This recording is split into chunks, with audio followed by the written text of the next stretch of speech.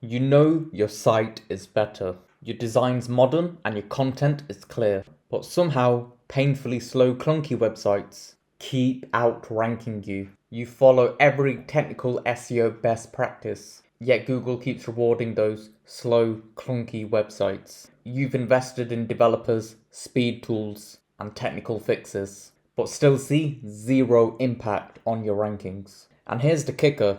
Your website could be twice as fast as it is now and it wouldn't make a difference. As someone who spent over 16,000 hours in the trenches doing the SEO in multiple industries, I can tell you with complete certainty, speed isn't the problem. It's something far simpler that those slow, clunky websites have nailed. And in this video, I'm going to show you exactly how and why these slow websites are winning in the search results, and what you can do to grab those top spots. So let's take a look at the search results for Blinds Bolton. We've got this number 1 ranking result here, and this is what it looks like here. And it's just a very bare bone basic website. It needs an update. It's not very modern. And if we take a look at the page speed tool, it loads in 5 seconds. And I've done it from the United Kingdom because this is a UK website. So I've made sure the test is fair. And it takes way too long to load for the average user to stick around. Now, if we take the same result, but we go to the bottom searches, we could take a look at the 7th position result. It's this website right here. As you can see, it's a lot more modern. It's got some branding in there and it's nicer to the eye, and it's something that you'd see in a new website design. But if we take a look at the load time, it's 513 milliseconds. So it's literally half a second to load. Yet it's still ranking in the bottom page. So why is this going on? And this isn't an anomaly. This is happening all over the place for lots of different searches. Well, the answer is very simple. Relevance is greater than speed. Think about it. If there's a more relevant result, but it's slower, it doesn't matter because the user is going to stick around for a more relevant result. And Google believes they're serving that relevant result to the user. So the way this search result is hyper relevant is if we look at the domain, it's literally the keyword it wants to rank for, Blinds Bolton. And despite what SEOs like to say on LinkedIn, exact match domains do very, very well. They have done for over a decade now and are still doing well and will keep doing well. And if we look at the meta title right here, it's got the exact match keyword, but it does keyword stuffing. So Bolton Blinds, blinds and curtains. It stuffed the keyword in, but it's still ranking in the first result. Now, I'm not recommending that you do keyword stuffing, but it just shows how SEO isn't as complicated as a lot of people like to think it is. And it also includes entities and semantic keywords, so things like showroom is a semantically related keyword. And if you take a look at this right here, come and visit our showroom in Bolton on Wigan Road, straight off the junction M61. So it's being very hyper specific where this is, and this doesn't occur here. In fact, the word Bolton isn't even mentioned in the meta title here.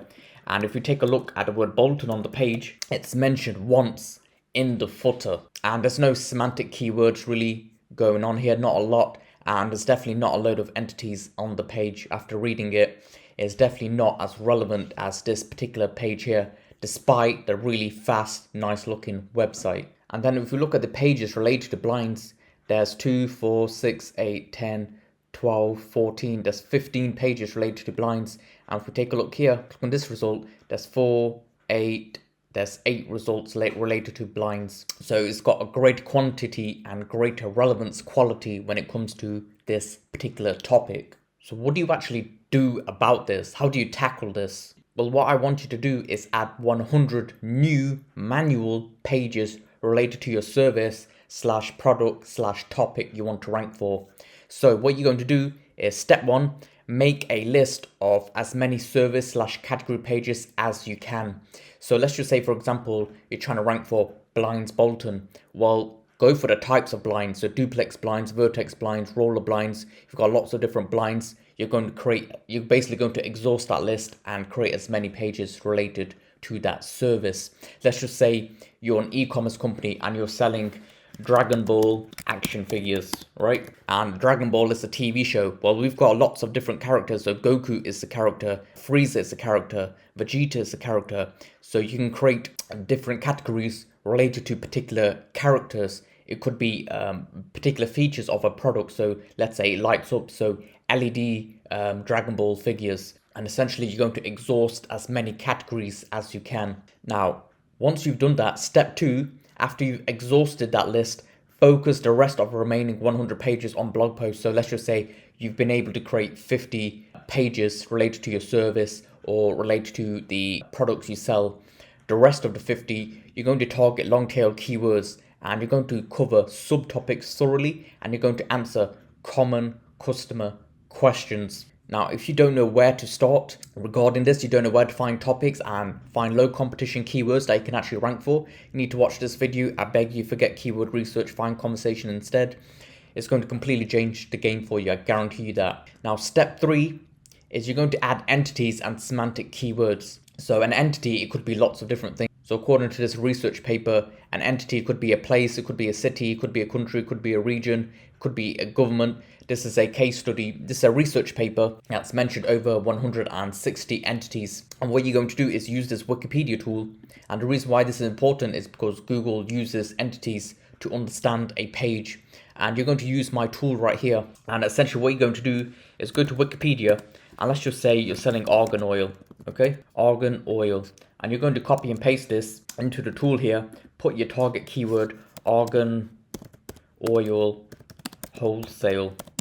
And yes, I know I've spelled that incorrectly. Then you're going to click run app and it's going to give you lots of different entities based on that research paper. So you've got name entities, you've got locations, you've got products, you've got the weight of things, and HTML tags and bolded terms can even be entities and semantic keywords. And it'll basically give you sentences on how you can actually fit this in. And the next thing you're going to do is use the Easy SEO extension. So download this Chrome extension, it's free, it's something that we've built ourselves in-house. And then you're going to put your keyword in here, hit start, and what it's going to do is go through the Google search results and basically find the most semantic related keywords to you, what Google considers the most relevant.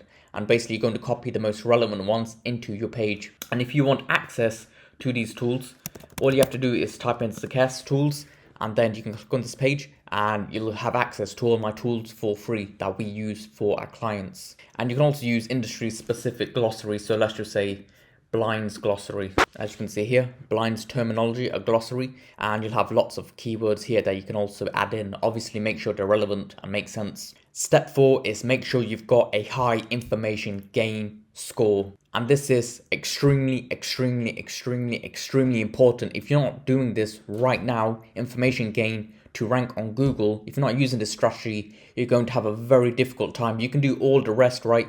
Fit in the keywords, lots of internal linkings, off-page SEO, but if you haven't got a good information gain score, you are going to fail. And I actually go over this in this video right here. You need to watch that.